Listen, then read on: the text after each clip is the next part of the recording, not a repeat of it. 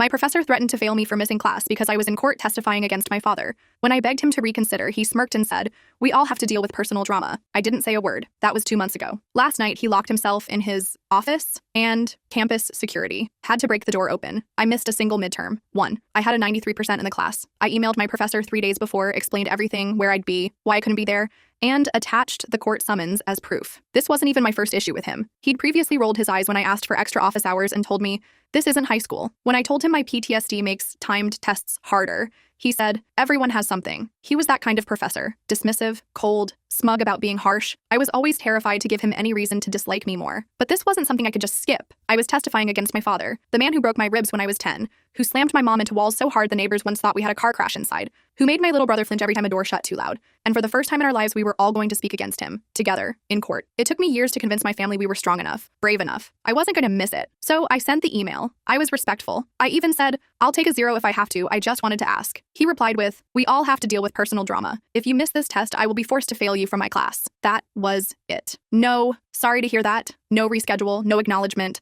I reread it 5 times. I felt like I was being slapped for even asking. His no terrified me, but not as much as what I was preparing for. Because when I walked into court to testify against my father, he looked right at me and said, loud enough for me to hear, "You think this makes you free? I'll find you." That night after the trial, I couldn't sleep. So I made a video. No makeup. Hoodie on. Just me reading the email. Then I added a photo of the court docket, a blurred out version of the testimony schedule, a screenshot of the syllabus that clearly said, "Emergencies will be considered." I didn't expect much. By the time I woke up, the video had over 25,000 views. People were furious, and rightfully so. Students from my school flooded the comments. "Is this Professor Larrington? He failed me too when my mom died. He told me migraines weren't real." The university's email inbox slammed. By 5 p.m., he sent me a new email. "Apologies. You can retake the midterm. Let me know when." No apology for what he said. Just a reset. I retook the exam, got an 89, passed the class. I thought that was the end of it. It wasn't. 2 weeks later, I got a call from my mom. Her voice was shaking. "He knows," she said. "He knows where you are." I asked her what she meant. She told me my dad called her, laughing. Said he was proud of the TikTok I made. Said he hoped I was ready to see him again soon. He mentioned the university, my dorm building, even my class schedule. I asked how he got that. She said, "He said a professor gave it to him." My heart stopped as I realized I knew exactly which professor contacted him. I quickly filed an incident report. They escalated it to admin. My lawyer called the courthouse, confirmed it. My dad had posted bail. He was out. And now he knew where I was, because the same man who punished me for testifying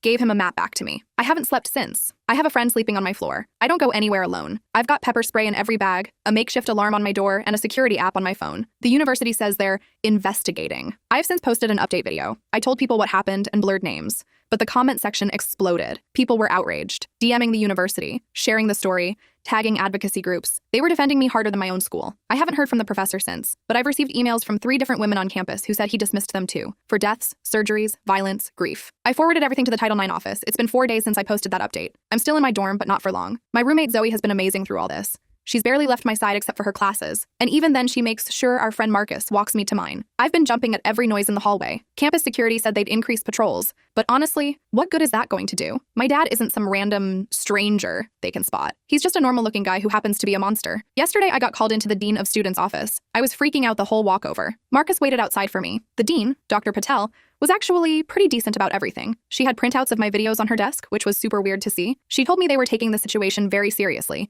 and that Professor Larrington had been placed on administrative leave pending investigation. I should have felt relieved, but all I could think was that now he had even more free time to help my dad. I asked what they were doing about my safety. Dr. Patel offered to move me to a different dorm, but I pointed out that my dad already knew which building I was in. What's to stop him from just waiting outside and following me? She didn't have a great answer for that. The university apparently can't do much beyond filing a police report, which I'd already done myself. When I got back to my dorm, I had 3 new emails from other students. All of them had horror stories about Professor Larrington. One guy, Trevor, said Larrington failed him after he missed a final because his apartment caught fire. Another student, May, said he told her that her anxiety was just an excuse when she asked for extended time. It's like this guy gets off on making students suffer. I spent most of the night researching my options. The campus police suggested I get a restraining order against my dad, but that's just a piece of paper. It won't stop him if he really wants to find me. My mom called again. She's staying with my aunt in another state, and she's taken my little brother out of school. At least they're safe. This morning, I woke up to a notification that someone had tried to access my student portal. The IT department flagged it as suspicious because it came from an IP address across town. My hands were shaking so bad I could barely type my password to change it. I called campus IT right away, and they confirmed someone had tried to log in multiple times.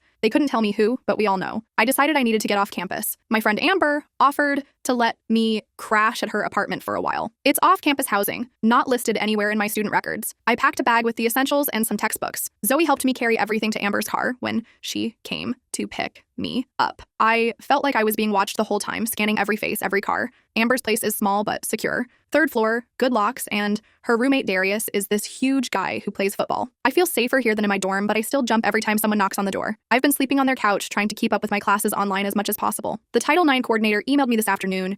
She wants to meet tomorrow to discuss next steps regarding Professor Larrington. I'm nervous about going back to campus, but Amber and Darius both offered to come with me. Strength in numbers, I guess. I've been checking my phone constantly. Part of me is terrified I'll get a message from my dad, and part of me is terrified I won't and he'll just show up somewhere. I keep having flashbacks to when I was a kid, how he would act all normal and charming in public, then turn into a monster at home. No one ever believed us because he was so good at hiding it. My therapist squeezed me in for an emergency session over Zoom. She reminded me to breathe, to focus on what I can control, but it's hard when it feels like my life is spiraling. She suggested I document everything, which I've been doing obsessively. Every weird notification, every suspicious email, every time I think I see someone who looks like my dad or Professor Larrington. The comments on my videos are still blowing up. Some people are saying I should sue the university. Others are offering to let me stay with them, which is nice but also kind of scary considering I don't know these people. A few trolls are saying I'm making it all up for attention, which makes me want to scream. Why would anyone make this up? I got a weird email tonight from an address I didn't recognize. It just said, "You should be more careful about what you share online." No signature, nothing else. I reported it to campus security, but they just added it to my file. I'm trying not to panic, but it's getting harder. My brother called me from my aunt's house. He's only 15, but he sounded so grown up. He told me he was proud of me for standing up to dad, for making the videos. He said he wished he was brave like me. I started crying because I don't feel brave at all. I feel terrified all the time, but hearing him say that made me realize I have to keep fighting. Not just for me, but for him, too. Tomorrow, I have to go meet with the Title IX people. Then I have a class I can't miss because we have a group project presentation. I'm going to have Amber drop me off and pick me up. I've mapped out exactly where I'll be, made sure there are always people around. I've told all my professors what's going on, and most of them have been understanding, except for Professor Winters, who's taking over Larrington's class temporarily. He sent an email to everyone saying we shouldn't jump to conclusions about Professor Larrington and that there are 2 sides to every story. I wanted to reply asking what possible justification there could be for giving my information to my abusive father, but I didn't. I just forwarded his email to the Title YX office. I keep checking the windows at Amber's apartment, making sure they're locked. I've set up a chair against the door, even though Darius laughed and said no one's getting past him. I can't help it. Years of hypervigilance don't just go away because you're technically safer. The police called with an update about my dad. They've been trying to locate him, but haven't had any luck. His last known address was vacated, and he hasn't shown up at his job in days. That scares me more than if they'd found him, honestly. It means he could be anywhere, watching, waiting. I'm trying to stay focused on my classes, on just getting through each day. But it's hard when every notification makes my heart race, when every stranger could be him. I keep thinking about what he said in court. I'll find you. And now, thanks to Professor Larrington, he might. I woke up this morning on Amber's couch with a stiff neck and that familiar knot of dread in my stomach. Today's the day I have to go back to campus for that Title IX meeting. I checked my phone, 3 missed calls from my mom, and a text from Zoe asking if I'm okay. I called my mom back first. She sounded exhausted. Said my dad's car was spotted near my aunt's neighborhood yesterday. Just driving through, but still, they're thinking about moving again. I feel so guilty that my whole family is being uprooted because of me. Amber made coffee while I showered. I borrowed some of her clothes since I didn't pack much. Darius was already gone for early football practice, but he left a note saying he'd meet us on campus later. The ride to school was quiet. I kept checking the mirrors to see if anyone was following us. Amber noticed and tried to distract me by blasting music and singing badly. It helped a little. We parked far from the administration building, which meant walking across the quad. I wore a baseball cap and kept my head down. Stupid, probably. It's not like my dad wouldn't recognize me just because I'm wearing a hat. Every male figure in the distance made my heart rate spike. A guy who looked vaguely like Professor Larrington was talking to some students near the library, and I nearly had a panic attack until I realized it was just Professor Chen from the math department. The Title IX coordinator, Ms. Reeves, met us in a small conference room. She had this serious, concerned expression that made me nervous right away. Amber waited outside. Ms. Reeves started by telling me they were taking my complaint very seriously. Then she got to the part I was dreading. They needed more evidence. Professor Larrington was denying everything. Said he never contacted my father, never shared my information. Said I was making it all up for attention after our disagreement about the midterm. I couldn't believe it. I asked how my dad could possibly know my schedule, my dorm building, everything, if Larrington hadn't told him. Ms. Reeves just gave me this sympathetic look and said they were exploring all possibilities. She mentioned that my TikTok had a lot of information that could have been pieced together. I pointed out that I had blurred everything identifying, but she just nodded like she was humoring me. I left feeling worse than when I went in. Amber could tell something was wrong. I filled her in as we walked to the science building for my group presentation. She was furious, kept saying the university was trying to cover their A's. She's probably right. The presentation went okay, I guess. I was on autopilot. My group members, Jaden and Kira, carried most of it. They've been super understanding about everything. Afterward, Jaden mentioned he saw someone who looked like my dad asking about classroom locations at the information desk yesterday. My blood went cold. I asked for details, but he couldn't remember much. Just an older guy, kind of intense, asking a lot of questions. I texted Darius right away. He met us outside the building and walked us back to Amber's car. The whole time I felt exposed, like there were eyes on me from every direction. We were almost to the parking lot when I saw him, Professor Larrington, standing by the English building watching me. He didn't approach, didn't say anything, just stared. Darius noticed my reaction and asked what was wrong. When I pointed, Larrington turned and walked away. Back at Amber's apartment, I called campus security to report the sighting. They said they'd make a note of it, but couldn't do anything since he wasn't technically banned from campus yet. The investigation was still ongoing. I wanted to scream. I checked my email and found a message from Dr. Patel, the dean. She wanted to meet again tomorrow. No explanation why. Just urgent matters to discuss. Great. More stress. Amber suggested I stay off social media for a while, but it's the only place I feel supported right now. The comments on my videos are full of people sharing similar stories, offering advice, virtual hugs. Some law students even messaged me offering to help with restraining orders pro bono. I took one of them up on it. A third year named Vanessa who seems to really know her stuff. I couldn't sleep that night. Kept thinking I heard noises outside the apartment. Around 3 a.m., a car alarm went off in the parking lot. I nearly jumped out of my skin. Darius went to check it out but said it was just some random car, probably set off by a cat or something. Still, I stayed awake until sunrise, just staring at the ceiling. The meeting with Dr. Patel the next day was unexpected. She seemed different, less sympathetic, more businesslike. She had a folder in front of her with printouts of my TikToks. She started by saying the university was concerned about the narrative being presented online, that they had a responsibility to all parties involved, including Professor Larrington. My stomach dropped. Then she slid a paper across the desk. It was an agreement, basically saying I would remove my videos,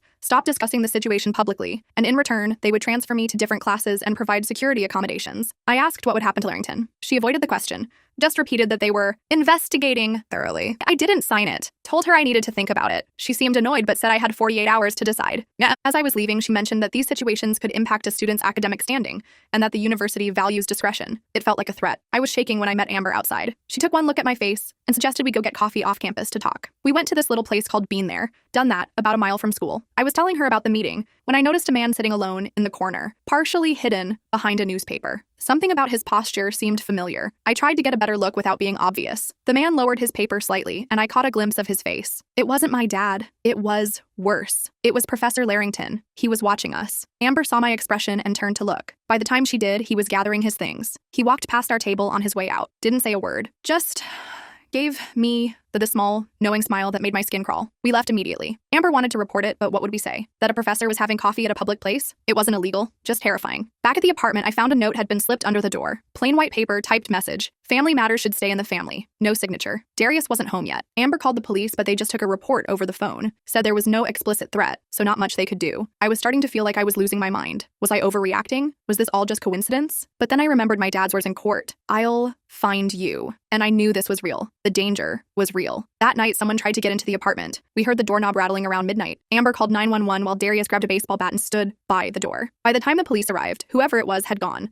The officers looked around outside but didn't find anyone suspicious. They suggested we get a security camera. I couldn't stay there anymore. I was putting my friends in danger, but where could I go? My mom and brother were hiding at my aunt's. My other friends all lived on campus, which wasn't safe either. I felt trapped. The next morning, I got an email from an address I didn't recognize. The subject line was, "We need to talk." The message was brief. I know what Larrington did. I have proof. Meet me at the library, 3rd floor study room C, 2 p.m. today. Come alone. No signature. I showed Amber and Darius. They both said it was obviously a trap. But what if it wasn't? What if someone really did have evidence? I needed something concrete to take to the Title IX office, to the police. Something they couldn't ignore. We argued about it for an hour. Finally, we came up with a compromise. I would go, but not alone. Darius would come with me but stay nearby, not in the room. Amber would wait outside the library as backup.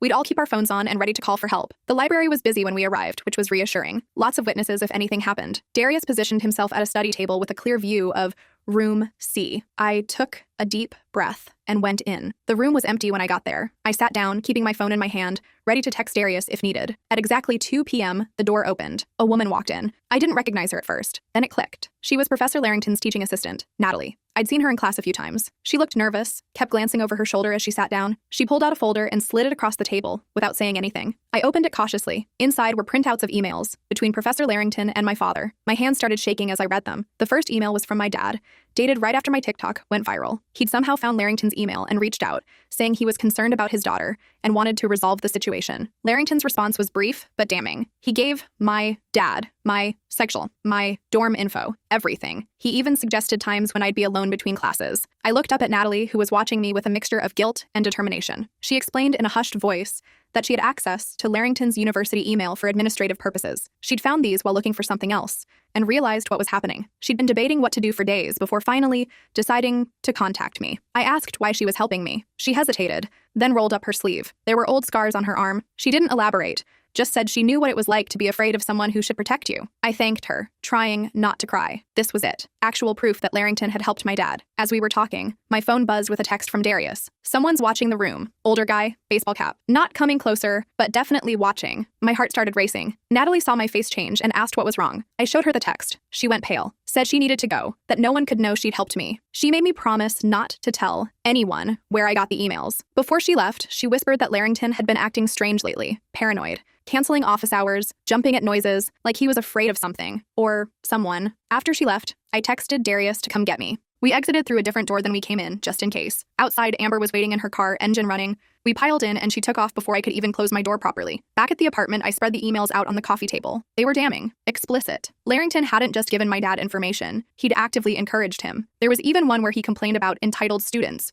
who cry trauma to get special treatment. It made me sick. I called Vanessa, the law student, who'd offered to help. She came over that evening to look at the emails. She was furious on my behalf, said this was a clear FERPA violation, possibly criminal. She helped me scan everything, create a file with all the evidence, said I should take it to the police, not just the university. That night, I got another call from my mom. She was crying, said my dad had shown up at my aunt's house, just standing across the street, watching. They called the police, but he was gone before they arrived. They were packing to leave again, heading to a hotel. My brother got on the phone briefly. He sounded so small, so scared. It broke my heart. I couldn't sleep again. Kept thinking about my family on the run while I was hiding at a friend's apartment. About Professor Larrington smugly denying everything while secretly feeding information to my abuser. About the university trying to silence me rather than protect me. In the morning, I made a decision. I wasn't going to sign Dr. Patel's agreement. I wasn't going to be quiet. I was going to fight back. I made another video. This time, I didn't blur the emails. I didn't name Natalie or say how I got them, but I showed Larrington's words in his own writing. I explained how the university had tried to get me to sign an NDA, how they'd prioritized their reputation over my safety. I posted it before I could lose my nerve. It exploded even faster than the first one. Within hours, it had over 1 million views. News outlets started reaching out. Student groups on campus organized a protest outside the administration building. The hashtag #FireLarrington was trending locally. Dr. Patel called me almost immediately. She sounded panicked, asked why I would escalate the situation when they were working on a resolution. I told her I had given them a chance to do the right thing, and they chose not to.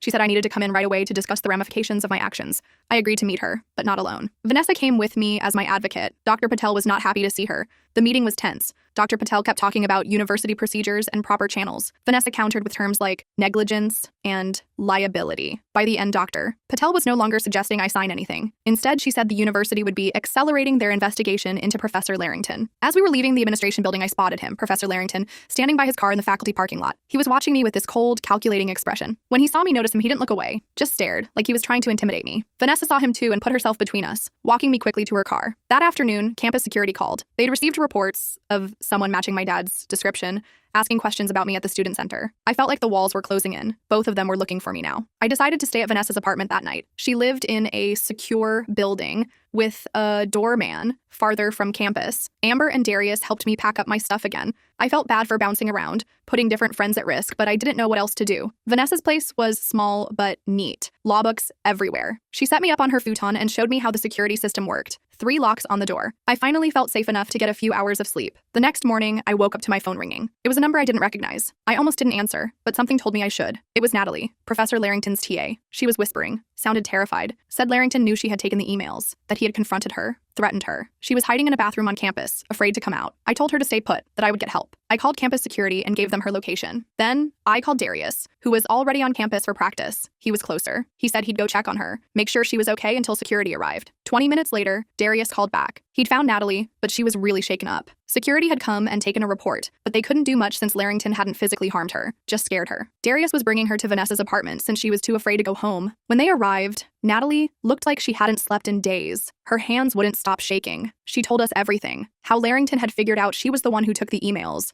How he'd cornered her in his office and told her she'd regret interfering. How he'd mentioned knowing where she lived. It was the same playbook he'd used with me. Vanessa documented everything Natalie told us, taking notes for a potential restraining order. I made Natalie some tea, feeling a strange sense of calm despite everything. For the first time, I wasn't alone in this. Other people had seen behind Larrington's mask. We had evidence. We had each other. That afternoon, I got an email from the title IX office. Professor Larrington had been placed on administrative leave pending the outcome of the investigation. His campus access had been revoked. It wasn't enough, but it was something. Natalie decided to stay with a friend rather than go home. Before she left, she hugged me and apologized for not coming forward sooner. I told her I understood. Fear is a powerful thing. Later that evening, my phone rang again. Unknown number. I answered cautiously. It was my dad. My blood turned to ice as I heard his voice. He sounded calm, almost cheerful. Said he'd been looking all over for me. That we needed to talk face to face. That running and hiding wasn't going to solve anything. I didn't say a word, just listened in horror as he described places I'd been recently. The coffee shop, the library, Amber's apartment building. He knew. He'd been watching, following. He ended with, "Your professor friend isn't very reliable anymore, but I don't need him to find you." I hung up and immediately called the police. They took a report, but said the same thing as before. Without an explicit threat, there wasn't much they could do. They suggested I come to the station to file for a restraining order in person. Vanessa offered to drive me first thing in the morning. That night was the worst yet. Every noise made me jump. I kept thinking I saw shadows moving outside the windows. Vanessa stayed up with me talking, trying to keep my mind occupied. She told me about other cases she'd worked on,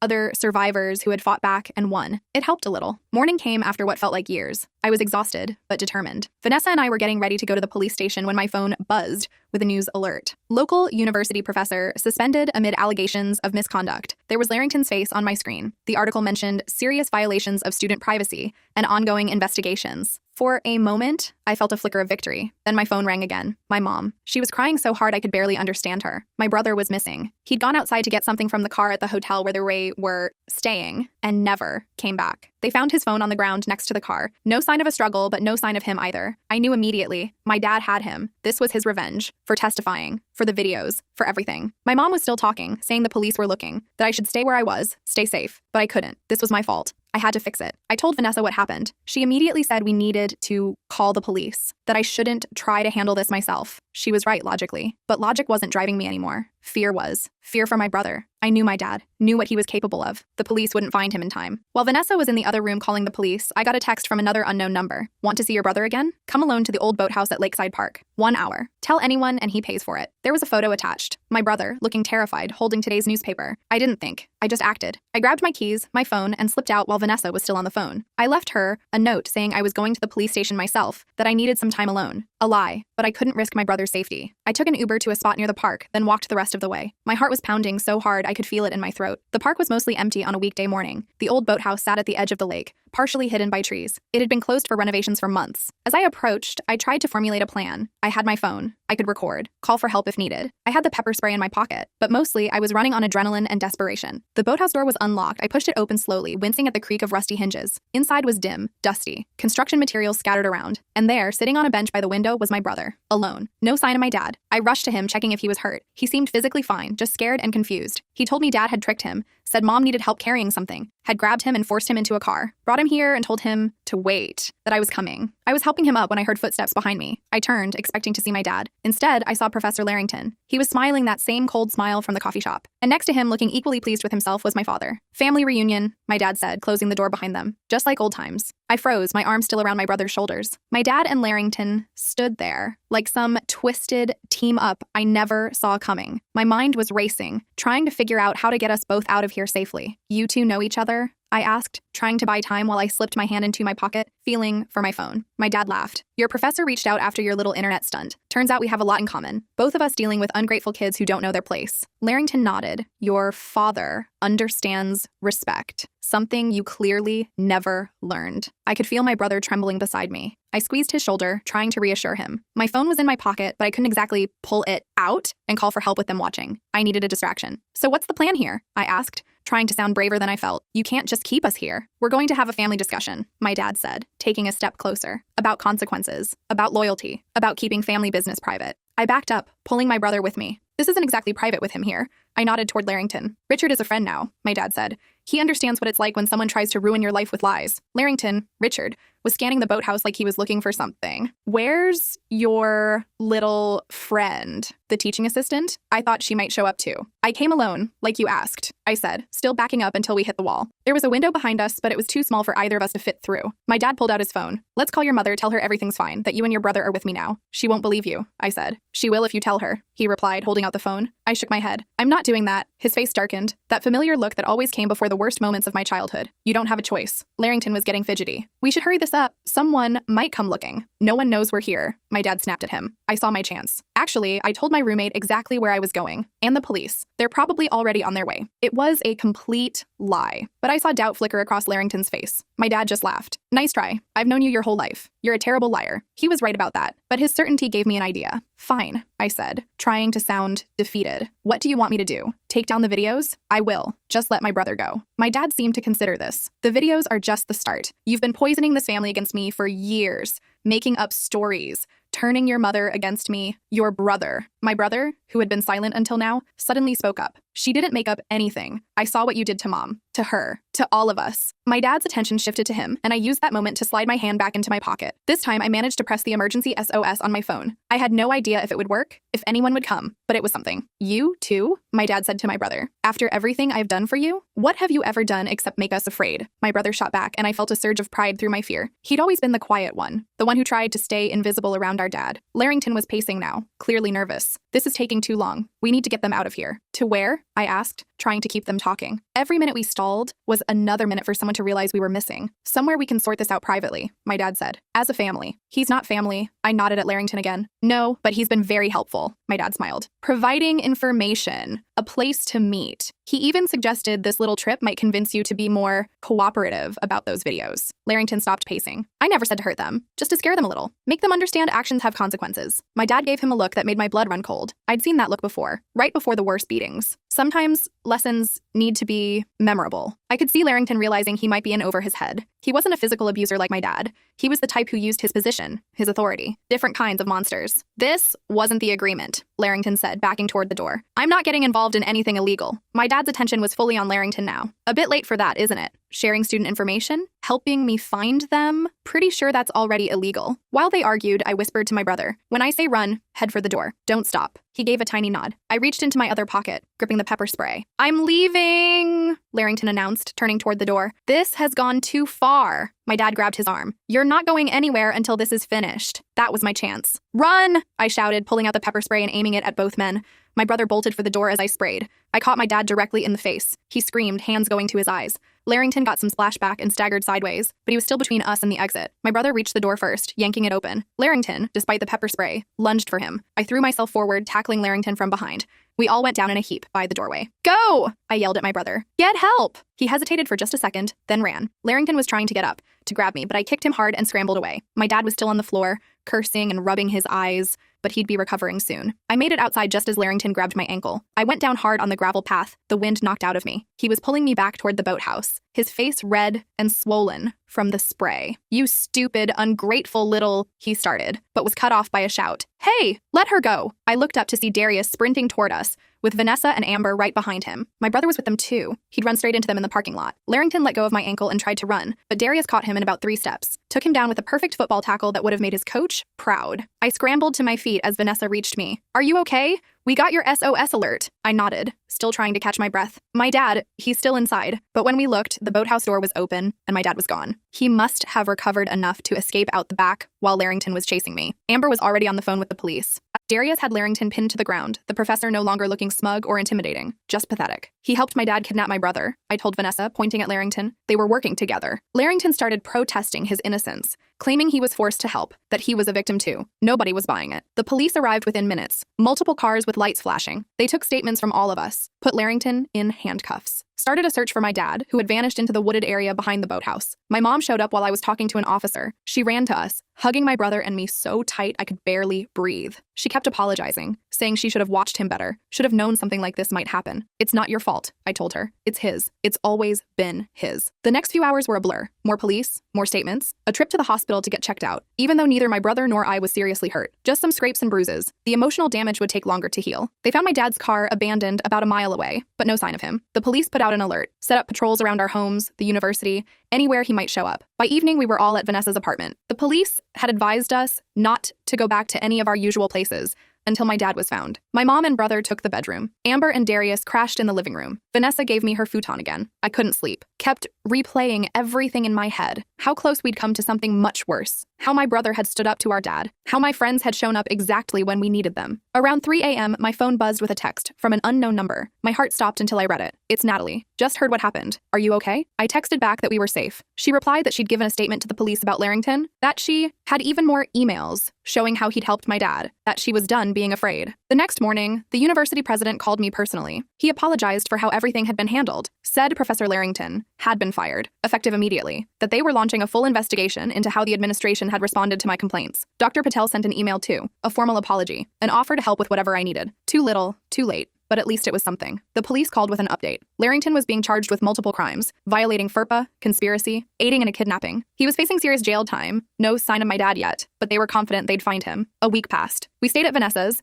then moved to a hotel the university paid for. My professors let me finish coursework remotely. My brother did his baked school classes online. We were safe, but still looking over our shoulders. Then came the call. They'd found my dad trying to cross the state line. He'd been arrested, without incident, was being brought back to face charges, multiple charges, kidnapping, assault, violating restraining orders. His bail was denied. I made one final video, not for attention or views, but for closure. I explained what had happened, how Larrington and my dad had worked together, how the system had failed us at first, but eventually worked, how friends and strangers had rallied around us when we needed it most. I ended by thanking everyone who had supported us, who had shared our story, who had refused to let it be buried. The comments filled with messages of support from survivors, from allies, from people who had faced similar battles. 3 months later, I sat in a courtroom again, different this time, watching as both my dad and Professor Larrington were sentenced. My dad got 15 years. Larrington got 5. Neither of them looked at me as they were led away. Outside the courthouse, reporters asked how I felt, if I had won, if it was over. I thought about it for a moment. It's not about winning, I told them. It's about surviving. And yes, we survived. My mom, my brother, and I moved to a new city after that, started fresh. I transferred to a different university, one where the administration actually cared about student safety, where professors understood that personal drama sometimes means life or death.